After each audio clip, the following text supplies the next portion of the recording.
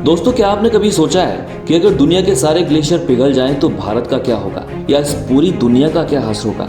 Science और technology के इस युग में इंसान ने जाने अनजाने में पर्यावरण को कई तरह से नुकसान पहुंचाया है और पहुंचा रहा है। इंसान विकास की राह में विनाश को न्योता दे रहा है। जगह जगह डैम्स का निर्माण, पर्यावरणविदों की लाख मनाही के बावजूद भी बड़ी बड़ी सड़क परियोजनाओं, रेल परियोजनाओं के लिए पेड़ों का अंधाधुंध कटान, जगह जगह अनेकों फैक्ट्रीज के प्लांट लगाए जाना, पर्वतीय क्षेत्रों में बड़े बड़े क्रशर प्लांट लगाना, नदियों से रेत बजरी का खनन, पॉलीथीन पर बैन के बावजूद इसका उपयोग करना, ऐसे कई सारे कारण हैं जिनकी वजह से आज इंसान डायरेक्टली और इनडायरेक्टली एनवायरनमेंट को नुकसान पहुंचा रहा है। इससे पर्यावरण का संतुलन भी काफी खराब हो रहा है और ग्लोबल वार्मिंग बढ़ रही है। भविष्य में यूं ही इंसान अगर विनाशकारी विकास करता रहे तो इसका नुकसान उसे भुगतना पड़ सकता है। ग्लोबल वार्मिंग के बढ़ जाने से ऐसा संभव हो सकता है कि एक दिन दुनिया के सारे ग्लेशियर पिघल जाएंगे। वैज्ञानिकों का मानना है कि ऐसा होने में करीब 5000 साल लग जाएंगे। कुछ वैज्ञानिकों का कहना है कि ये समय कम भी हो सकता है। खुदा न खास्ता अगर ये सारे ग्लेशियर पिघल गए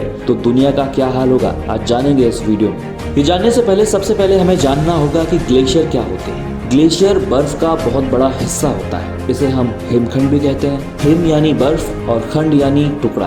तो इस प्रकार ग्लेशियर बर्फ के टुकड़े ही होते हैं, लेकिन काफी बड़े टुकड़े, मतलब लगभग सैकड़ों किलोमीटर तक भी ये फैले हो सकते हैं। अब ये जानना बहुत जरूरी है कि ग्लेशियर बनते कैसे। ग्लेशियर ऐसी जगहों पर बनते हैं जहां बर्फ गिरती है, जहां सूरज की कभी रोशनी नहीं आ पाती और ये बर्फ गल ही नहीं पाती। फिर ये बर्फ धीरे धीरे सख्त होती जाती है। अमेरिका के national snow and ice data centre के मुताबिक अभी दुनिया के कुल भूमि क्षेत्र के 10% हिस्सों पर ग्लेशियर मौजूद हैं। चलिए अब बात करते हैं कि अगर ये ग्लेशियर पिघल गए तो क्या होगा। दोस्तों, पृथ्वी पर रहने वाले जीवों के लिए और हम इंसानों के लिए ग्लेशियर काफी अहम होते हैं, क्योंकि ग्लेशियर पानी का बहुत बड़ा स्रोत होते हैं। ग्लोबल वार्मिंग की वजह से पृथ्वी का तापमान लगातार बढ़ता जा रहा है और इस बढ़ते हुए तापमान के कारण ग्लेशियरों पर असर पड़ेगा। ग्लेशियर पिघल जाएंगे। अगर पृथ्वी पर मौजूद सारे ग्लेशियर पिघल गए तो सबसे पहले तो समुद्र का जलस्तर बढ़ जाएगा। समुद्र के जलस्तर में 250 मीटर तक की बढ़ोतरी हो जाएगी। कहा जाता है कि अंटार्कटिका और अलास्का में सबसे बड़े ग्लेशियर पाए जाते हैं। अंटार्कटिका महासागर का जलस्तर हर साल बढ़ रहा है। इसी तरह से अगर ग्लेशियर पिघलते गए तो वो दिन दूर नहीं होगा जब पूरी धरती जलमग्न हो जाएगी। अंटार्कटिका महाद्वीप के थ्वेट्स ग्लेशियर, जिसे डूम्सडे ग्लेशियर भी कहते हैं, का जल स्तर भविष्य में काफी अधिक बढ़ने की आशंका है। इसे लेकर वैज्ञानिकों ने कई बार चेताया भी है।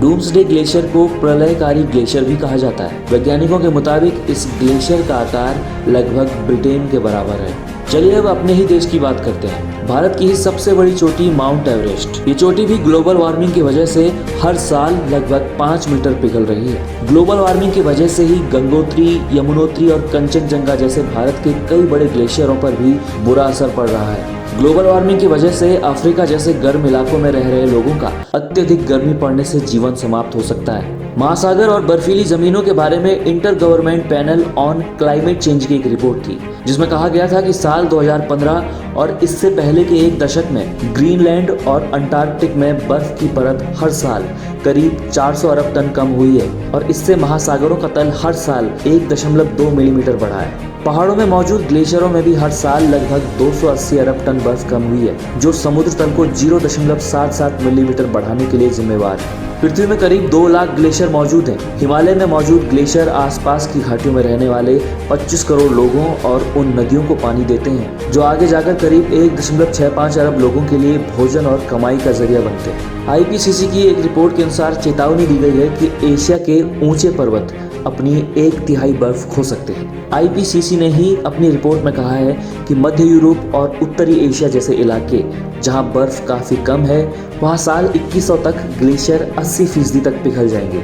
स्विट्जरलैंड को वैज्ञानिकों द्वारा चेताया गया है कि अगर यहाँ उत्सर्जन पर रोक नहीं लगाई गई तो अल्पाइन के 90% ग्लेशियर इसी सदी के अंत तक पिघल जाएंगे।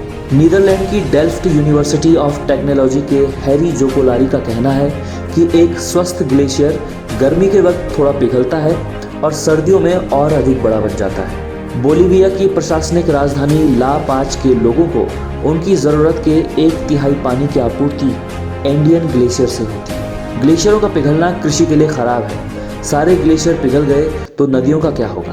नदी, नाले, नहरें सब कुछ धीरे धीरे सूख जाएंगे।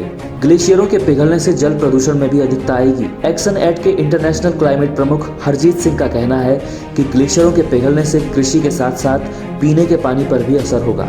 साथ ही कई इलाके सूखाग्रस्त हो जाएंगे।